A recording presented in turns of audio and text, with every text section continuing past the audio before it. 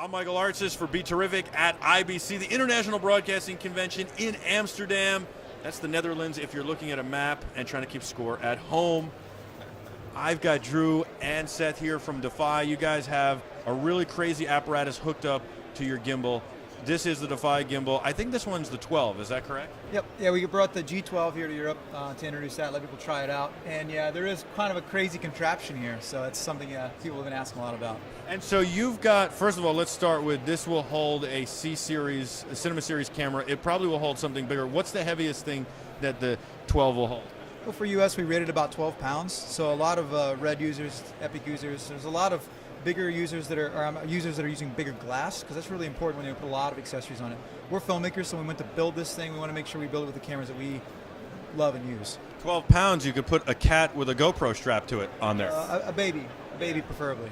Yeah, you know what? Sign my son up. He's he's too much already. He's 15 months. He's I think he's like 30 pounds. We'll just Custom stuff.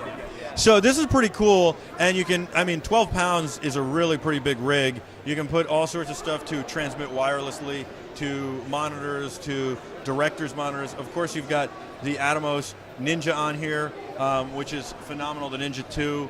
And it not only, I think it's so important with the gimbals to not only have that for recording a backup, but also to be able to see, because sometimes it gets really tricky to see.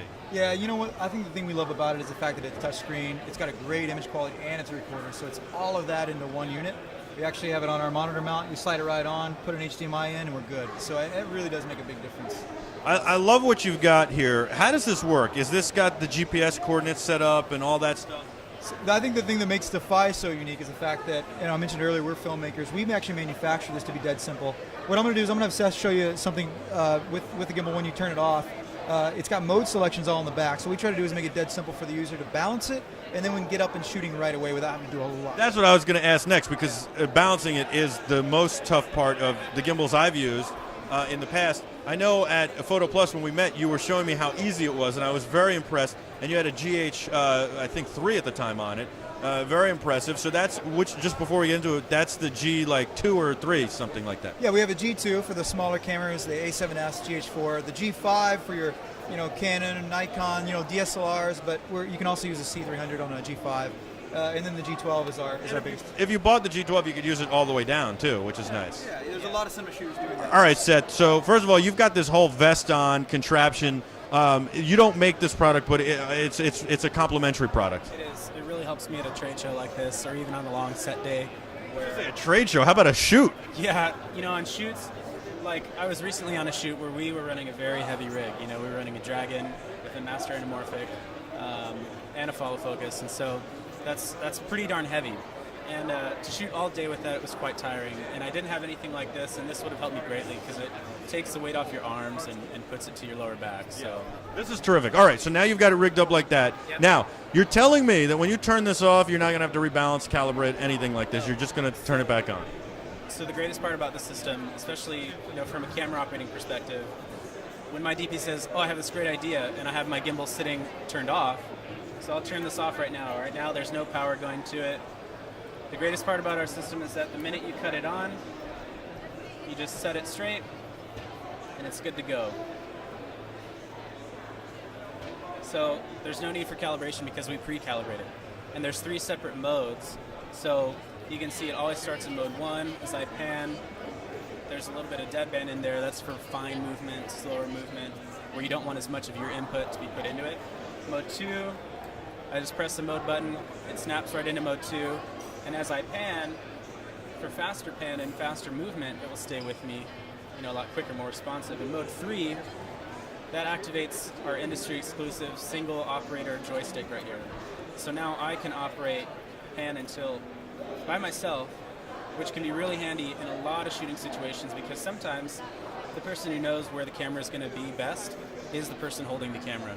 Can you also control it that way from a remote far away? Yes, you can. We have the option for a remote for a second user.